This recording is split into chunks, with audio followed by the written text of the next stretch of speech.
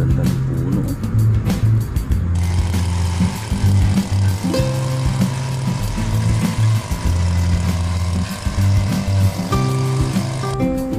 Apat na pa.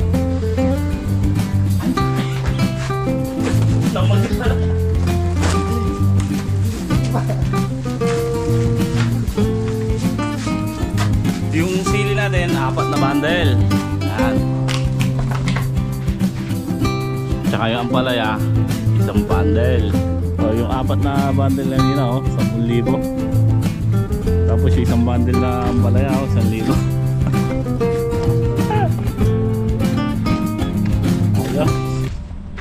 Welcome sa Tongs TV. Mag-subscribe na kayo at manood palagi. Yun o mga katongs, sumikat na yung araw. Kanina pa dito tumipas na yung bagyo, so balik na kami sa farm. Yan, kasama ko si Garfield. Ayun, ayan, kasama ko si Garfield, si Bato. Balik na kami sa farm sa Kapas. So ayan po mga katongs, nakabalik na po ako ng farm dito sa Kapas. So dumating kami dito alas 3, alas 4. Thank you Lord. Wow, grabe. Yan, buti ayan, nakatayo pa yung ating mga sili. Ang daming bunga, daming bulaklak. So pati yung ampalaya natin mga katongs, buhay na buhay. Napakalaking tulong talaga nung Sierra Madre dito sa Luzon. Isa sa dahilan kung bakit humina yung bagyo. Pag landfall niya, binasag talaga ng Sierra Madre. Guruin nyo mga katongs, nagkuha na ng signal number 4 ang Nueva Ecija. Nung naglandfall ang bagyo, humina. Kaya walang ganong naging hangin na dito at wala nang ganong naging ulan. So thank you po, talagang ayan makakabawi tayo dito. Yun magandang araw mga katongs TV. Ayan, magandang araw po, magandang umaga, tanghali. At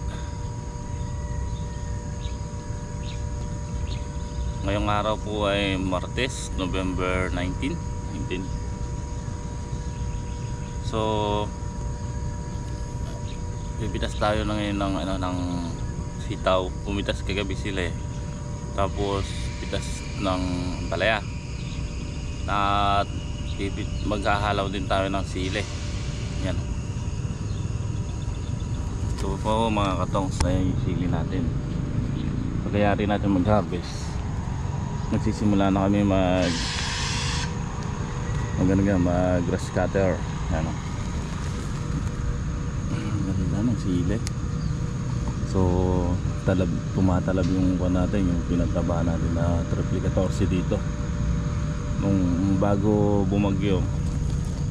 Nakita niyo po, nagpapataba kami doon.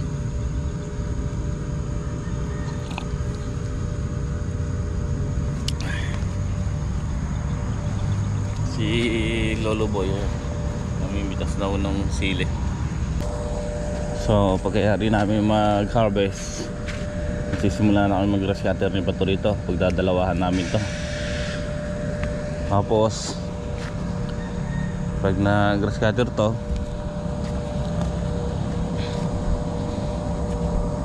ito susunod na namin to. Ito, maharap na namin yan para ma-prepare na kung ano itatanim natin.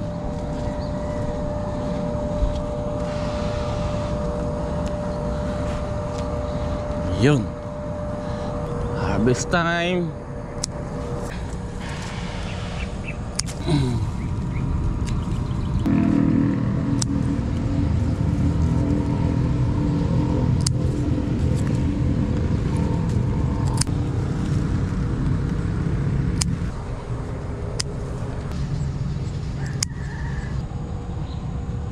So ayan, dito naman tayo sa sili mag-harvest. Ang damo na ng sili natin. Ayan o. Mga halaw tayo dito. Kasi may mga halawin. Makakuha tayo ng ilang bundle dito. Pwede na. Ayan o, ganda na sili natin o. Daing bunga. Mga 1 linggo pa.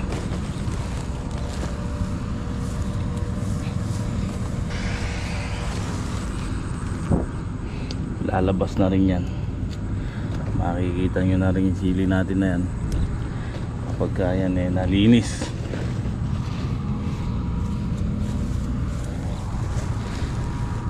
Ganda ng puno.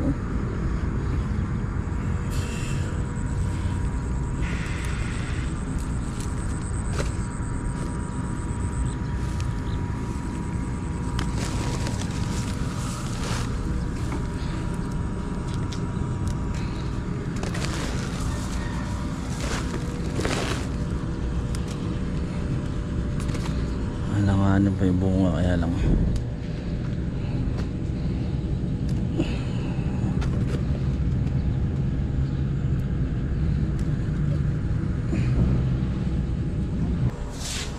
yan mga katongs, tapos na kami mamitas na sili. Yan ang sili. Alanganin talaga yung bunga pa eh, kaya so sumantalahin natin para iba okay naman yung nahalaw ng madalas para maglaglag ng bunga, no?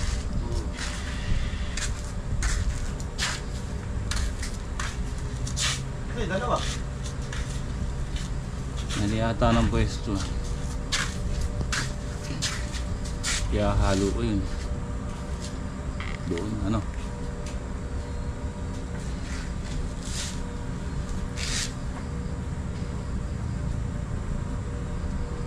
Limang bundle. Kasi kaya po, sinali na 4, no?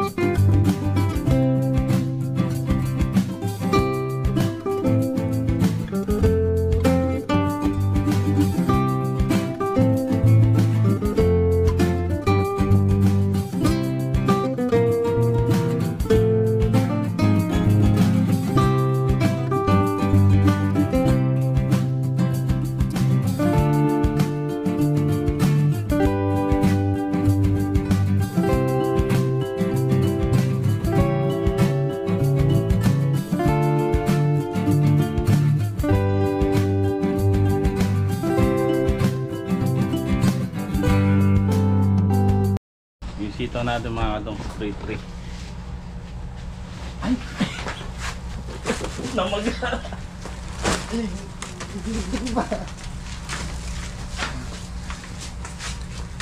Yung sili natin, 4 na bundle.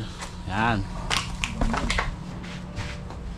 Tsaka yung ampalaya, 1 bundle. Ayan mga katong. Ay sili natin oh. Ang ganda. Dire-diretso na po yan. Kasi ito, isang araw lang naman na kwanto eh. Nung isang araw lang naman ito namitas eh. Sabay din ng sitaw. Kaya lang, para ako may kasabay yung sitaw, naghalaw uli kami. Pero sa susunod, marami na to. Sunod na harvest. Yan. Thank you Lord. Buti na lang talaga. Hindi nadali ng bagyo.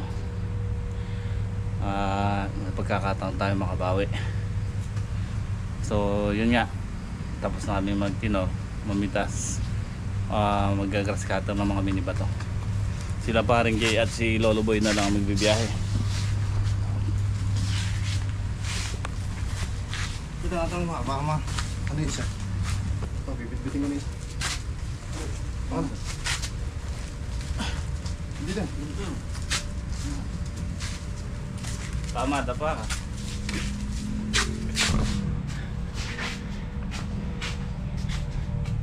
Iyan o. Sarap. Ang hangin. Papahinga lang tayo. So nag-grass cutter rin tayo rito. Thank you Lord. Sana dire-diretso na yan. Yan ang pagkakataon natin. Makabawi na. Kahapon mga katong, ang halaga ng ang presyo ng sili kahapon sa Sangitan 2.7 isang bundle. Sili panigang po yun ano. Hindi ko lang po alam kung magkano ngayon. So mamaya i-update natin kay paring Jay. Yan mga katong, ay wala si paring Jay, bumiyahe. Tayo muna magluluto rito. Ayan. Si Bato nag-grass cutter na nga po. So ako ay luto ko lang to at maglilinis tayo din dito. Ayan. Itinola tayo. Tinolang pantinola dala ni paring Jay ngayon.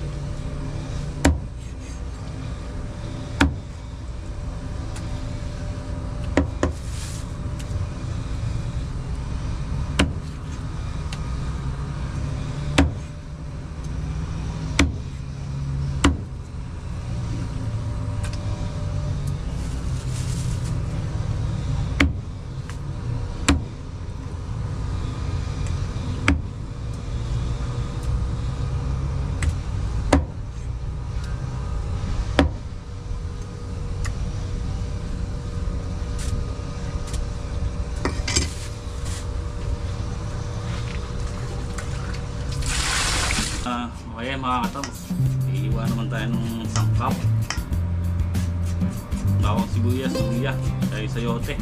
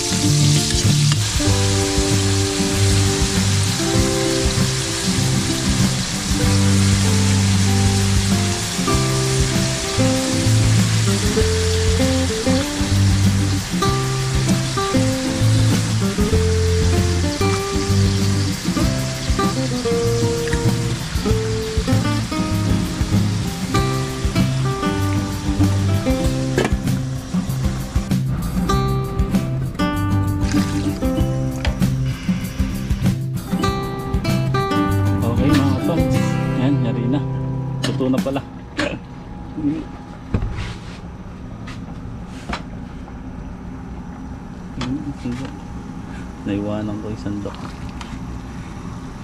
Ayun, luto na ang ating tinola. So tingin ko na to. Kaya maya andito na rin sila. May kanin pa naman. Yan. Yan mga katongs, kain po tayo.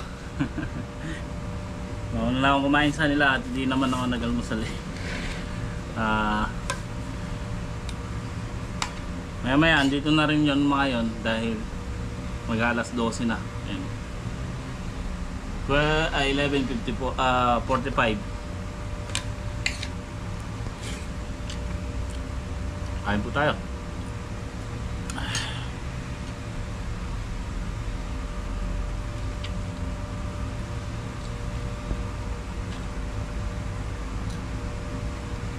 Nakalimutan ko na mag-almusal kanina.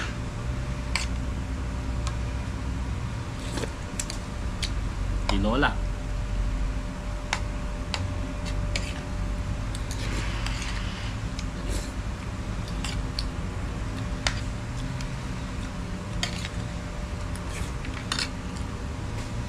Ayan po.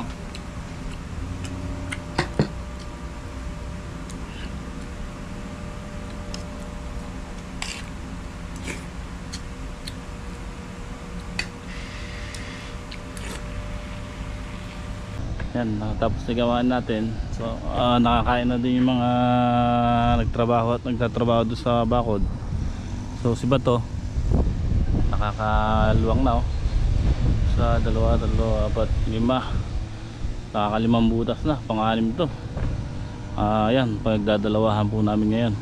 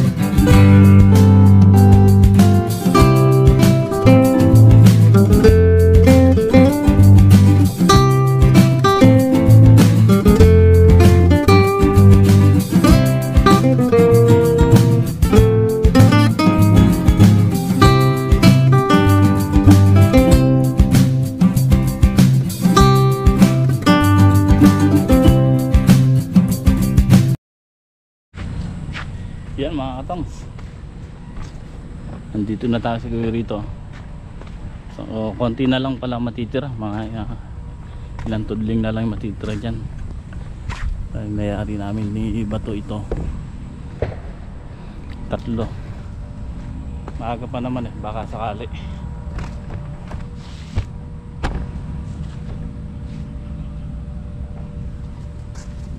Ah. Ah. Ah.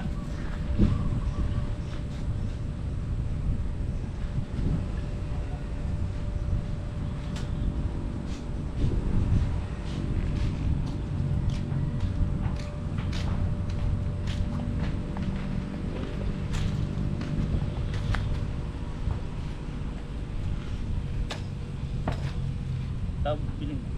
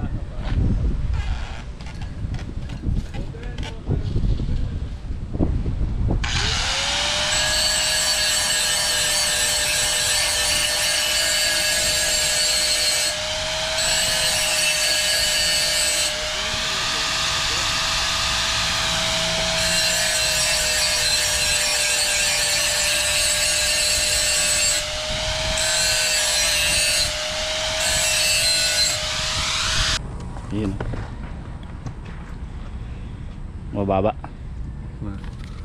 Baba mo, mababa. Yan, taas mo yan, mataas yan. 4 na bundle na sili. 2.5. Bati, magkano lahat? 10,000. 1,000. Ang ganda, ganda yung presyo ng... 2.5 para isang bundle. Oo, 2,500 yung... Ganda ng harvest natin ngayon, no? Mm. Yung sito kasi namaga 4 na araw. Ah.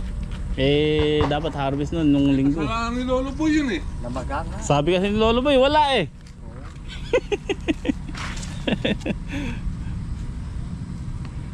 Ganda oh. Tapos yung isang bundle na ampalaya, 1,000. 12,800. Walang Yung sitaw si Senta, isang bigis ano? Oo. Kasi ayaw ko kasi na, reject na daw yung medyo mataba, namamaga. So, okay naman yun kaysa masayang. Yung sili ang maganda at saka ang palaya. 2.5. 2.5 isang bundle. Oh, yung 4 na bundle na nila oh, 10,000. Tapos yung isang bundle na ambalaya oh, 1,000. Ayos. Okay mga katong, sa mag-spray kami ng pampunggus sa sili. Yan.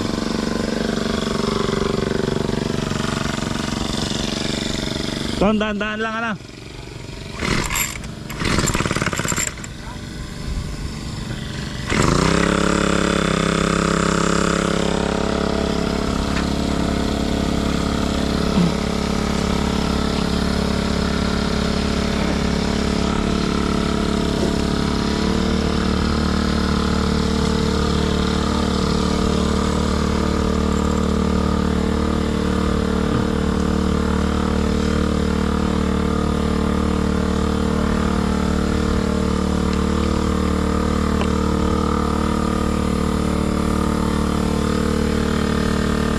Dito.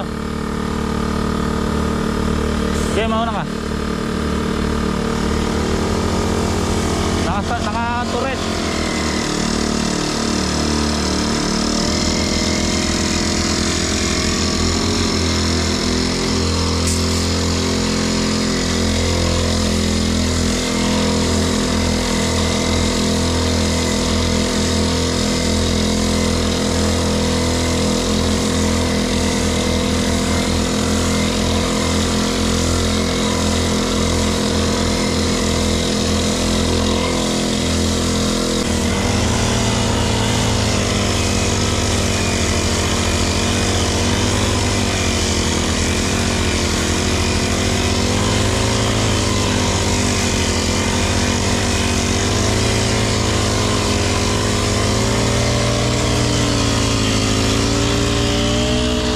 Lagyan ko na.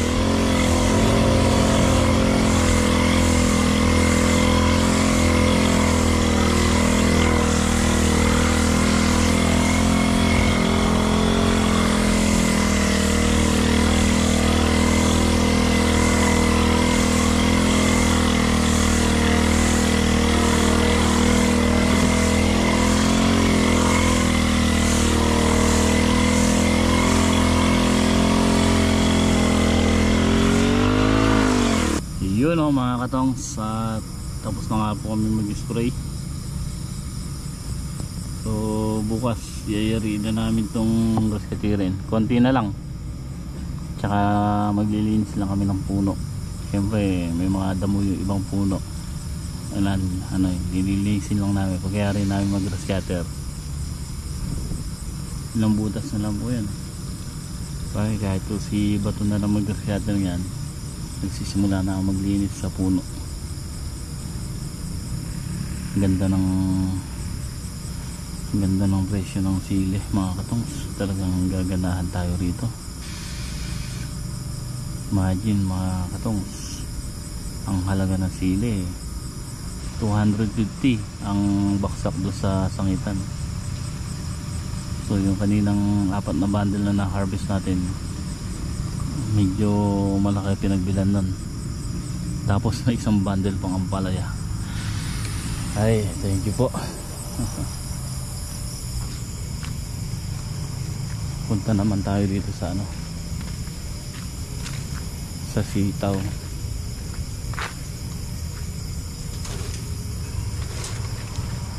Dito tayo dadaan.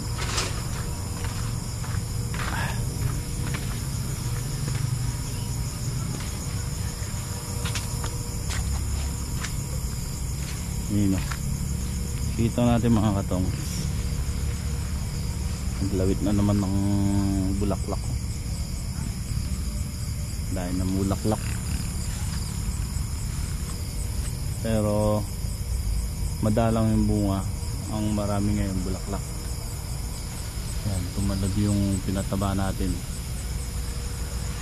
naulam pa, kaya so ito pwede natong graskatirin kasi madalang na lang yung bunga sa baba niyan.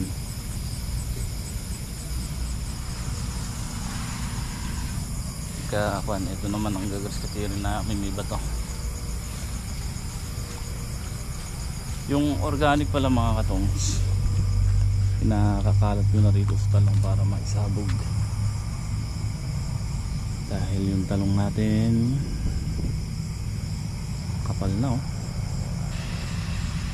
may mga bulaklak na may mga katongs.